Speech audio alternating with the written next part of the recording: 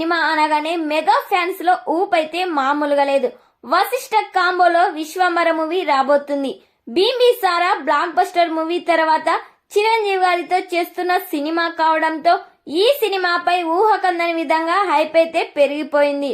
ఈ సినిమాలో హీరోయిన్ గా త్రిష నటిస్తుంది. ఇంతకు ముందు ఎలా చూసామో అంతకు మించి ఈ సినిమాలో వశిష్ఠ డైరెక్ట్ చేస్తున్నాడు. ఐటమ్ సాంగ్ కోసం శ్రీలీలను తీసుకున్నారు.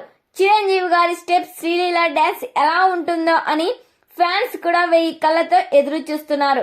ఈ సినిమా బడ్జెట్ 500 కోట్లు. మరి ఈ సినిమా థియేటర్స్ లో రిలీజ్ అయితే ఎన్ని కోట్లు కలెక్ట్ చేస్తుందని మీరు ఎక్స్పెక్ట్ చేస్తున్నారో ఖచ్చితంగా ఈ వీడియోకి కామెంట్ చేయండి.